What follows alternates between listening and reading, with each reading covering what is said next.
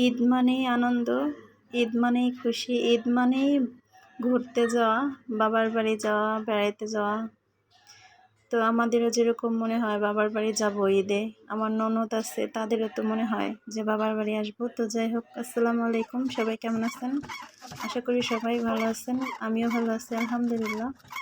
তো ঈদের পরের দিন আমার ননদরা সবাই আমাদের বাড়িতে আসছে, তাদের জন্যে চাল ভিজানো হয়েছে। তো আজকে আমরা পিঠা বানাবো, তো সবাই দাওয়াত করা হয়েছে, সবাই আসছে। তো সেই আয়োজনে চলছে, তো সেটাই আপনাদের সাথে একটু একটু করে শেয়ার করব। কারণ আজকে খুব কাজ বাড়িতে, খুবই কাজের চাপ। তো তার মাঝেও চেষ্টা করছি যা যা করছি আপনাদের সাথে শেয়ার করা। তো এখানে আমি চাল, আমার শাশুড়ি চাল ঝাড়লো, তো চাল ভিজানোর পরে চাল পাড়াইতেছি ঢেকিতে। তারপরে চাল পাড়ানোর পরে মাংসটা চুলায় দিব, আমি মাংসটা মাখাই দিব সব মশলা দিয়ে একবারে। চেষ্টা করছি এইভাবে, অনেক বেশি মাংস এভাবে রান্না করাটাই ভালো হয়, মজা হয়। তো যাই হোক, মাংসটা মাখাই আমি চুলায় বসাই দিলাম। আমি সব রান্নাই মাটির চুলায় করছি,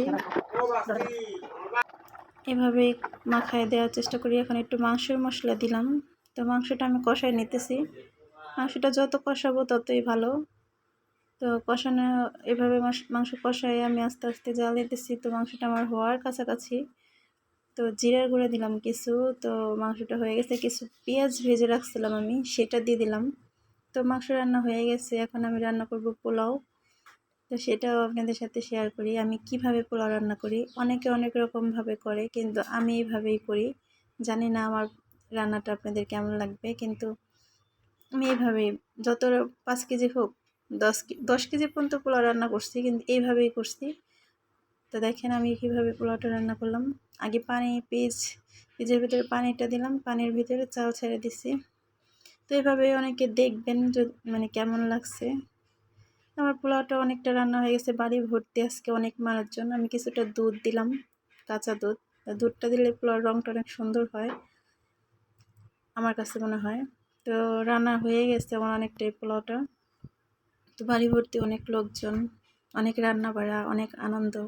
এইমাত্র আমাদের নিজের গরুর দুধ আমার শাশুড়ি এনে দিল আমারে, তো সেটা দিয়ে এখন আমি 2 রকমের সেমাই রান্না করবো। বাড়ির জিনিসের সাথে তুলনাই হয় না, কিনা আনলে মানে দুধ এত সুন্দর হয় না যে বাড়ির দুধটা যত সুন্দর হয়।